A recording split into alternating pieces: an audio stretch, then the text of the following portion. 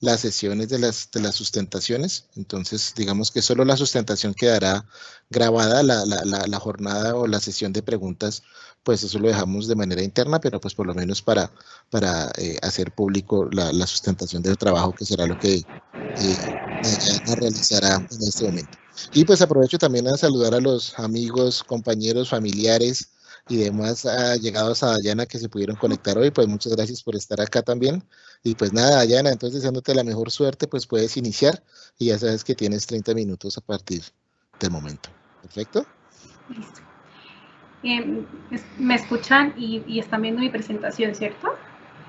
De mi parte, sí. Listo. Bueno, muy buenos días para todos y todas. Mi nombre es Dayana Ortega y pues ya como lo mencionó el profesor Andrés, voy a presentar los resultados y mi trabajo de grado en el marco de la maestría en hidrosistemas. Entonces, el trabajo de grado se titula Inferencias bayesianas de las condiciones iniciales y parámetros de un modelo físicamente basado de calidad de agua lluvias en un sistema desarenador humedal construido mediante mediciones en continuo a escala intravento, y está codirigido por el profesor Santiago Sandoval y el profesor Andrés Torres. Contextualizando el estudio realizado, aparecen dos términos claves. El primero tiene que ver con la urbanización y el segundo con la modelación de calidad del agua.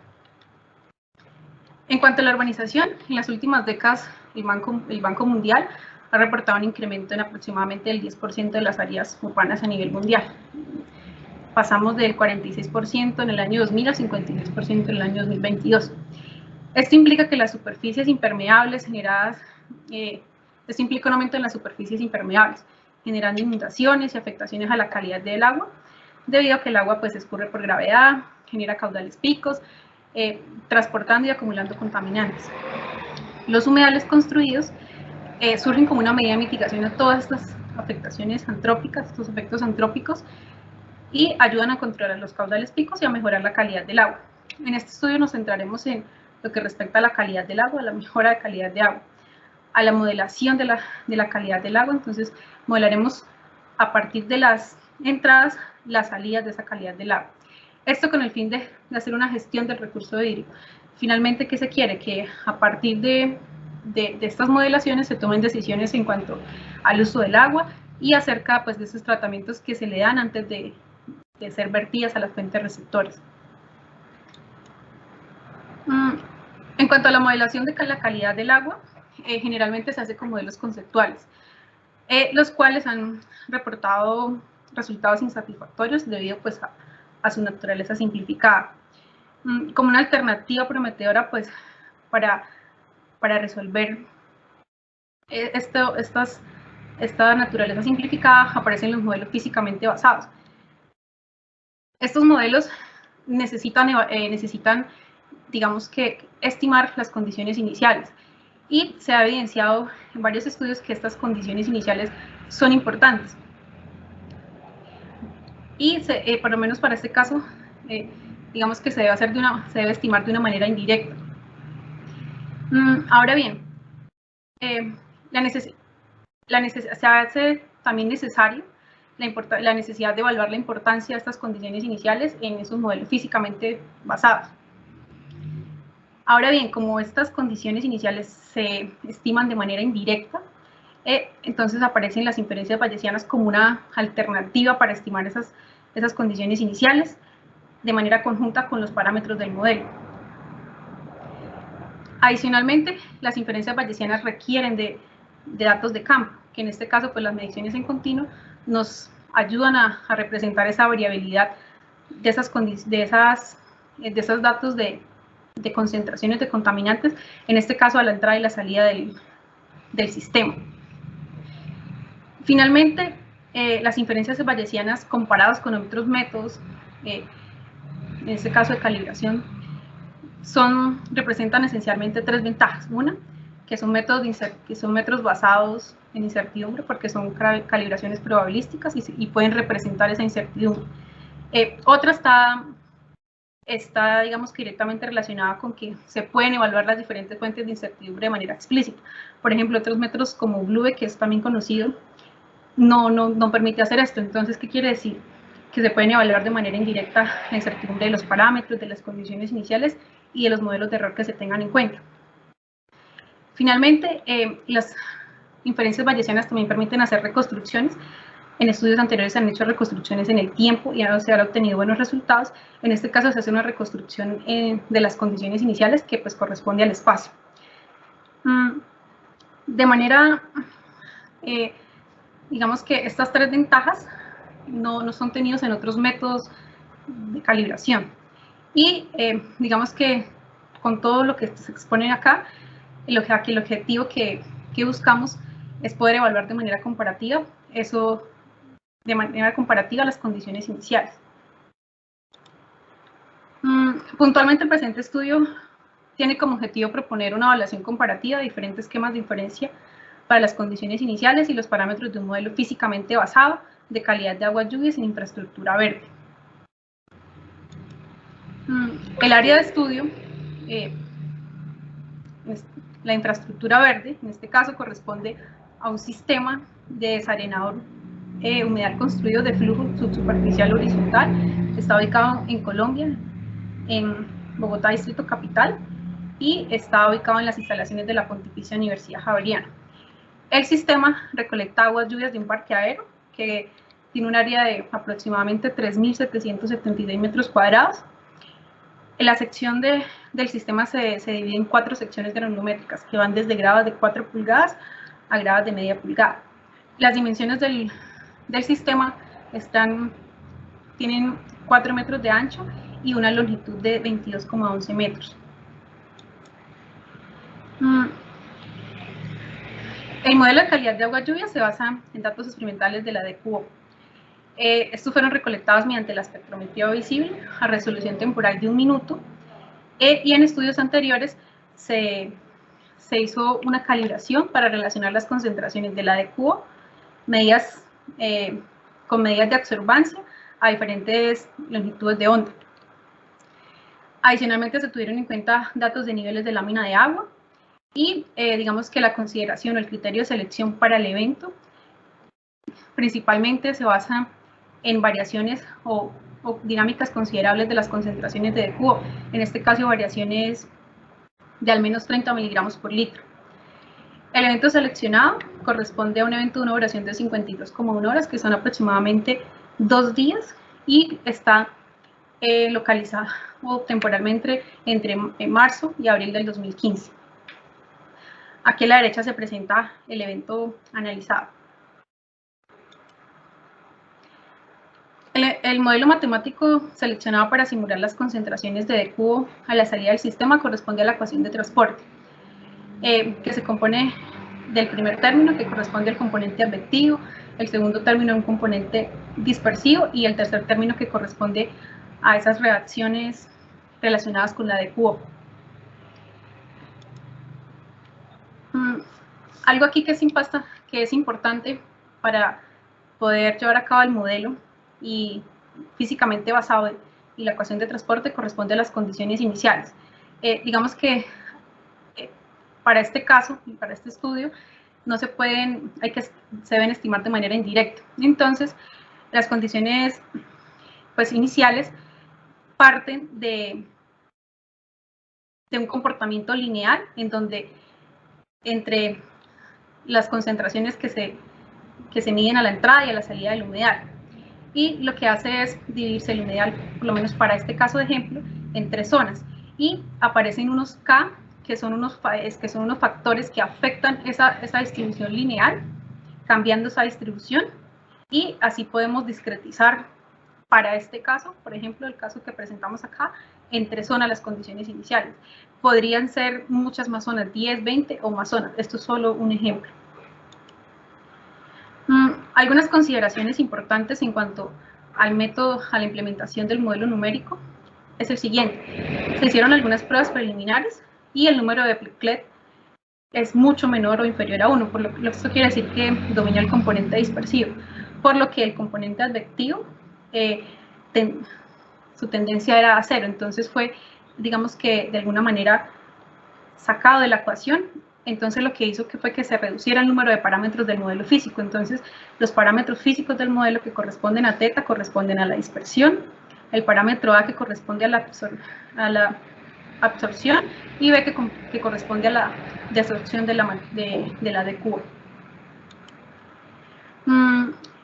La calibración del modelo físico, de la calibración probabilística del modelo físico planteado, se representa mediante esta ecuación, que se basa en el teorema de Bayes y está compuesta de lo siguiente. El primer término corresponde al término relacionado con los modelos de error de los residuales, que para este caso corresponden a dos, un modelo gaussiano y un modelo simétrico T generalizado. Y el segundo término de la ecuación corresponde a la estimación de las condiciones iniciales y su modelo de error asociado, que para este caso es representado por el modelo de error gaussiano.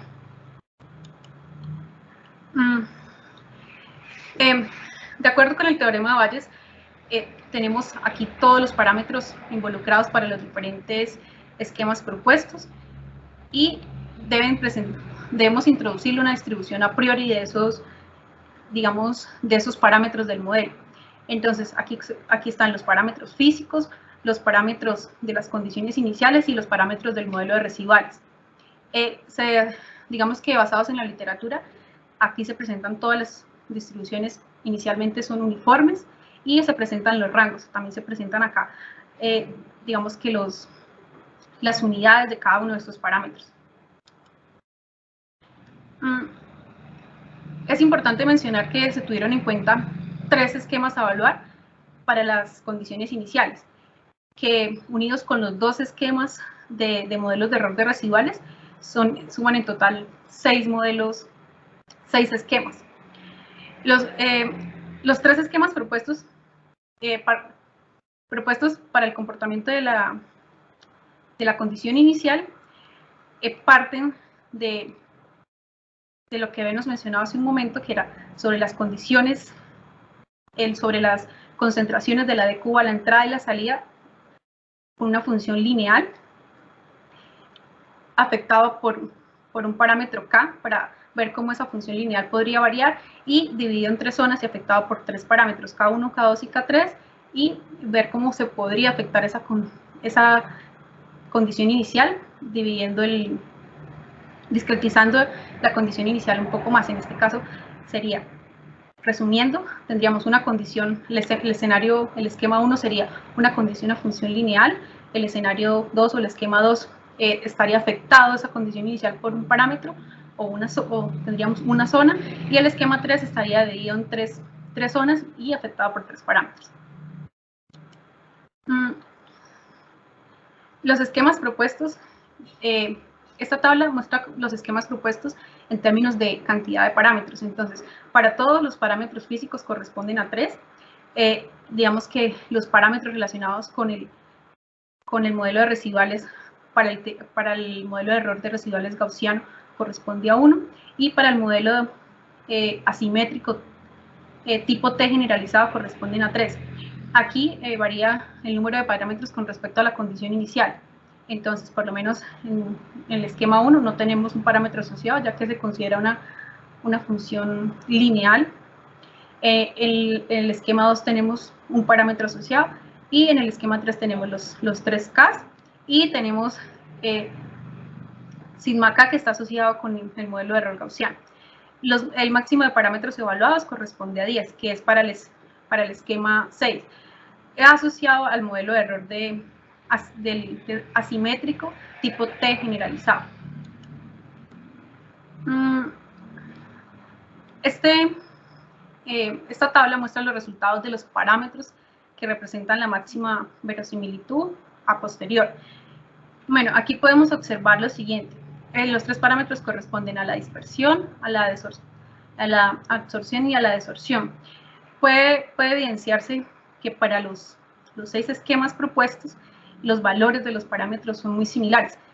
Esto nos indica que aunque la inferencia se haga de manera conjunta entre las condiciones iniciales, los parámetros del modelo y los parámetros del modelo de error de los residuales, las inferencias son independientes. Los parámetros que se estiman de los parámetros del modelo físico son independientes a esas otras inferencias.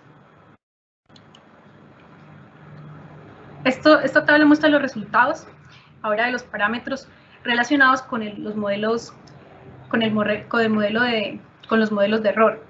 Aquí podemos observar que por lo menos sigma c, que representa la varianza, una reducción del 50% para modelos gaussianos, de modelos de error de residuales gaussianos.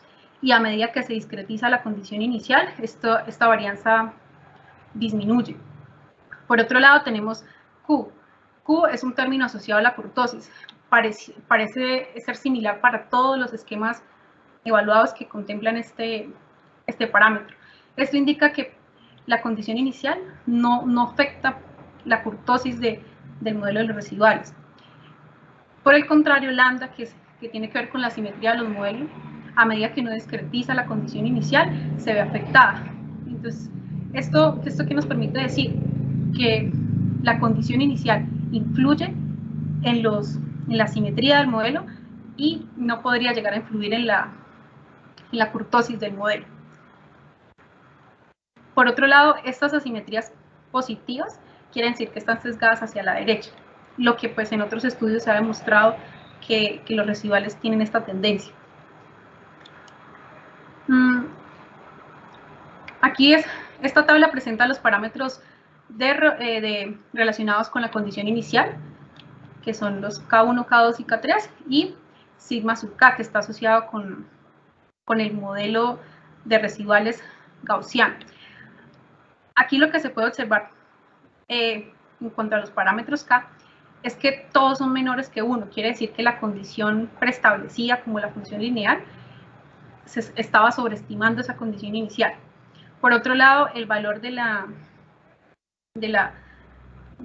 varianza indica que hay una menor varianza en el modelo gaussiano. Esta gráfica presenta las correlaciones entre los parámetros del modelo y los parámetros de error del modelo de residuales asimétrico tipo T generalizado. Aquí podemos observar tres cosas principalmente. Una, que los parámetros que mayor correlación presentan, alrededor de 0,90, están entre B, que es la desorción, y la dispersión. Esto, pues, uno desearía que no hubieran correlaciones significativas entre los parámetros, pero como es un modelo físico, digamos que esto podría no evitarse debido a que estos parámetros están correlacionados por su naturaleza física. Por otro lado, el parámetro sigma, que está relacionado con el modelo de error de los residuales, es el que presenta menor correlación con los demás parámetros del modelo físico. Esto de alguna forma está bien, porque lo que no indica que de pronto tengamos algunas correlaciones espurias, o sea, que no podemos tener alguna interpretación física de estas. Por otro lado, en la diagonal se presentan las funciones de densidad de probabilidad de todos los parámetros. Puede apreciarse que pues para los parámetros que corresponden al modelo físico, las funciones de densidad de probabilidad están bien definidas, mientras que para los parámetros del modelo de error no se encuentran muy bien definidas. ¿Esto qué indica? Que este modelo de error podría mejorarse, necesitaría mejoras para que estas funciones de distribución de probabilidad sean más definidas. Esta imagen presenta los resultados de las condiciones iniciales de los escenarios donde se presenta una zona y 3 zonas. La línea punteada muestra los parámetros de máxima verosimilitud, y lo que se ve acá, digamos que sombreado, corresponde a la incertidumbre. Lo que podemos apreciar es que pues, la incertidumbre, digamos que es asimétrica, está hacia un lado, y por lo menos en el caso de M3, las concentraciones a la salida del humedal parecen ser mayores, parece que se generan acá unas mayores concentraciones. Por otro lado, pues la incertidumbre se ve que es bastante, o sea, tenemos un amplio rango de incertidumbre, y esto puede deberse a que los factores K están muy correlacionados. Entonces podría ser también que no, o sea, debido a esta asimetría, el modelo de error utilizado, que fue un modelo gaussiano, no sea el más adecuado.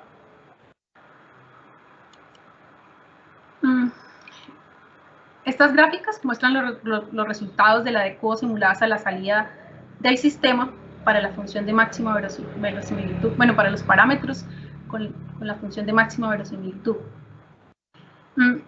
Aquí tenemos el escenario, digamos que donde tenemos una función lineal, que fue el escenario 1, el escenario 2 con una zona y el escenario 3 con 3 zonas. Esto es para el modelo de error asimétrico tipo T generalizado. Entonces, lo que se puede apreciar es que pues tienen un comportamiento, digamos, aceptable, y podemos observar que en los 500 minutos iniciales ahí todos presentan diferente simulación. Esto se debe a las condiciones iniciales, a la afectación que tienen las condiciones iniciales, que se podría dar en esos 500 primeros minutos, que corresponde a un sexto del evento. Esta tabla presenta los 6 esquemas y los 4 indicadores para evaluar los 6 esquemas. El primer indicador está relacionado con la precisión, que es el Nash, el coeficiente de Nash. El segundo está relacionado con la exactitud, que corresponde a la longitud promedio del intervalo relativo. El tercero corresponde a la confiabilidad, que es el porcentaje de cobertura. Y el último corresponde a la parcimonia, que es un criterio de la información de desviación. El Nash, para todos los esquemas, parece no variar mucho y se encuentra dentro de un rango aceptable, y se considera que el modelo es apropiado. Pero si revisamos los demás, digamos que por lo menos el D y C, que indica la parsimonia, a medida que nosotros discretizamos la condición inicial, el modelo presenta mejoras, lo que quiere decir que no está relacionado con sobreparametrización. Es decir, que a medida que nosotros aumentamos los parámetros, no estamos forzando a que el modelo dé mejores resultados, sino que se debe a que el modelo está funcionando de manera adecuada. Digamos que aunque el Nash y el DIC estén dando buenos resultados, el ALIR y el POC no están dando los mejores resultados. Esto quiere decir que los parámetros físicos del modelo no necesariamente son la única fuente de incertidumbre. Entonces, se sugiere probar otras fuentes de incertidumbre y otros modelos de error. Finalmente, de acuerdo al estudio realizado y los resultados obtenidos, tenemos unas conclusiones. Tenemos que al hacer las inferencias conjuntamente de los parámetros iniciales del modelo, de los parámetros físicos, de las condiciones iniciales y los modelos de error, los parámetros del modelo, la estimación de esos parámetros se hace de manera independiente. ¿Por qué? Porque a medida que variamos la condición inicial, no se presentan variaciones en esos parámetros. Por otro lado, también se ve que al inicio del evento, de acuerdo a los indicadores que tenemos, vemos que discretizar, o sea, a medida que discretizamos la condición inicial, podemos tener mejoras en las simulaciones, y eso se ve en términos de los indicadores que presentamos anteriormente, relacionados con la precisión, la exactitud, la confiabilidad y la parsimonia del modelo, y no efectos de sobreentrenamiento, que tiene que ver mucho con entre más parámetros le incluimos al modelo. También se evidenció en los resultados obtenidos que hay una tendencia a la acumulación en la zona más cercana a la desembocadura del humedal de los contaminantes.